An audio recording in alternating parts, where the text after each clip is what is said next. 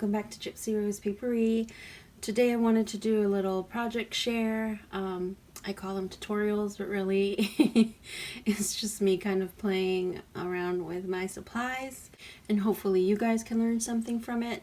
But I know that one of the things that does come up is stamps, and especially if you don't have a lot of stamps, you know, how to use those in a way that doesn't seem repetitive and maybe doesn't is not boring to you, because you know you maybe have just a small collection and you kind of feel like you've used them all, you're over it, you don't want to really mess with them anymore.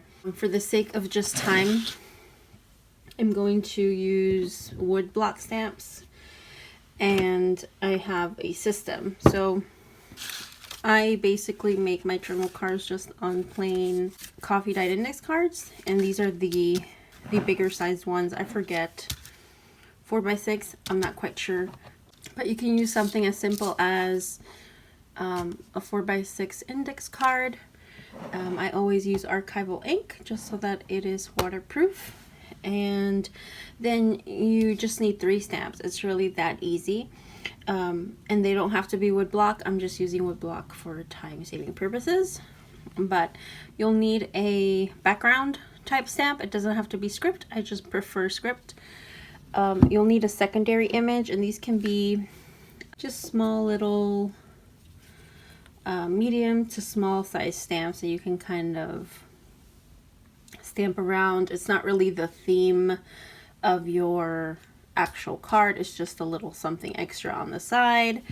And then you have your primary images, which is a bigger image that will be kind of like what the journal card is themed after. So I have 3 main images, I have 3 little secondary images, and then my background. So with something like this, I usually use cling, but because this is a wood block, I'm going to just put something underneath. And so this is just to protect the desk. And then the other thing you want to think about is orientation. Do you want it to be sort of vertical or horizontal? I'm going to start off with this image. So I'm going to say that this one, I'm going to keep it as a vertical image. So I'm going to go ahead and do the background stamping with this orientation. And this is a brand new stamp that I haven't even used yet, as you can see. And so the other thing I want to tell you is that because it's a background, you don't really have to get great coverage on the script, because you're going to lightly tap in certain areas. I'm going to start from top to bottom.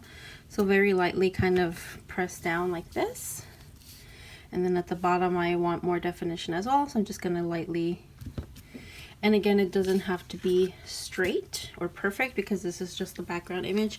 And if you wanted to add more, you could, in all different ways and shapes and forms. So this is just our background. And then put your primary image first before you go ahead and kind of mess around with your secondary. So decide where you want your primary. And so I would say get really good coverage, because this image, which is your primary image, you're going to want a nice dark impression. So I'm going to say that for this one, I'm going to do it on this side and just a little above to kind of fill in that empty space. So right about there, and then you want to press down and make sure it has a good dark impression like that. And I think that for this one, I'm going to use the little watch, or compass rather. And so for this one, the compass I will put right down here.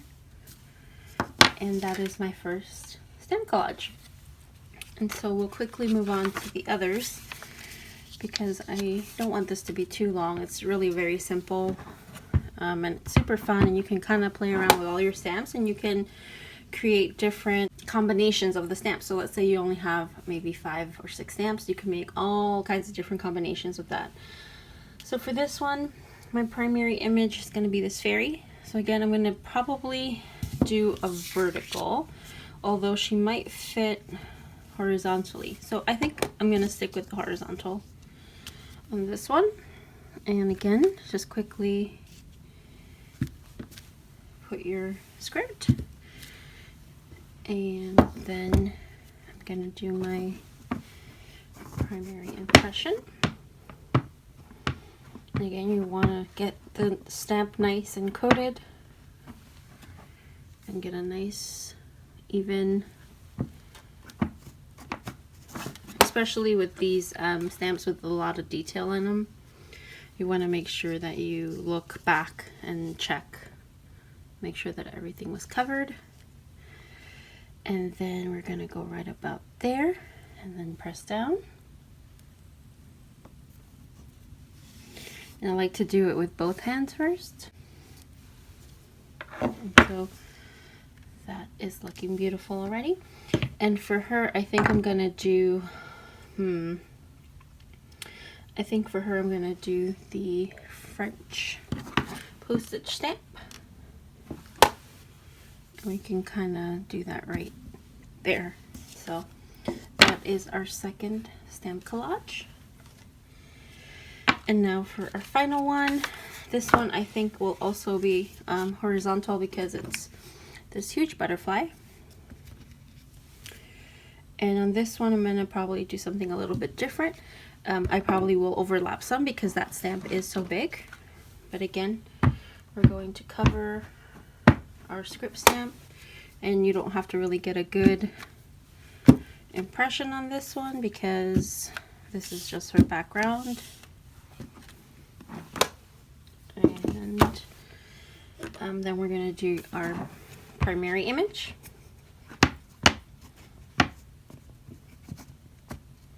And I'm sorry for shaking the camera. I can't seem to not shake the camera. So again, you want to make sure you have a nice even coverage on your stamp because you want to get a nice dark impression. And kind of eyeball orientation and then down. And like I said, I just like to press with both hands because I want to make sure I get a nice even picture. And so we have that. And for this one, I think I'm going to do 2 secondaries. I'm going to use this flower here, or rather plant, and I'm going to kind of overlap the butterfly a little bit. So right there and right there. And I'm going to also use my script, my French postage stamp, right about there. So that is the third one. So again, you can kind of play around with your stamps. So like for example, this one, since it's a little plain maybe for some, you can add these at the bottom, kind of help with that. Okay, you could even do a little border on top, so kind of like this, coming down towards the feather. And okay, to overlap on each other because it's just a little plant. So that is our stamp collage. I hope you guys enjoyed this little project share / tutorial, and I'll see you on the next one. Bye.